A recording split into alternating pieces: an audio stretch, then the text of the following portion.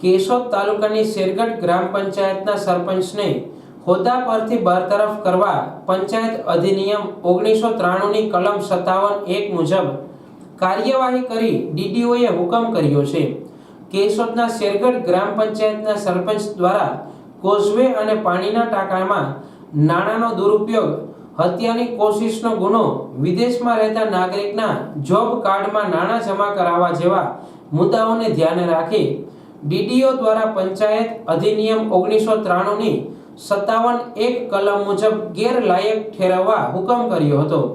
આ અંગે મળતી વિગત મુજબ શેરગઢ ગામના સરપંચ મોહિતભાઈ નારાયણભાઈ દયાતર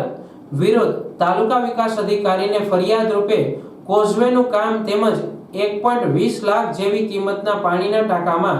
નાણાંની ગેરરીતિ, મનરેગા યોજના હેઠળ વિદેશમાં રહેતા લોકોના જોબ કાર્ડમાં પૈસા જમા કરવા જેવી ગેરરીતિની ફરિયાદ ઉઠવા પામી હતી, જેના આધારે ટીડીઓ દ્વારા તપાસ હાથ ધરવામાં આવી હતી। આ તપાસના કાગળો જિલ્લા વિકાસ અધિકારી સમક્ષ રજૂ થતા સુનાવણી હાથ ધરવામાં આવી હતી, જેમાં સરપંચ ઉપર થયેલા આક્ષેપોને ધ્યાને રાખી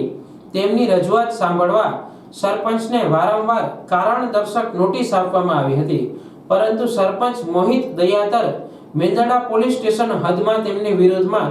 હત્યાની કોશિશ અને એટ્રોસિટી એક્ટ હેઠળ ગુનો નોંધાયો હોય તેથી જેલ હવાલે હતો।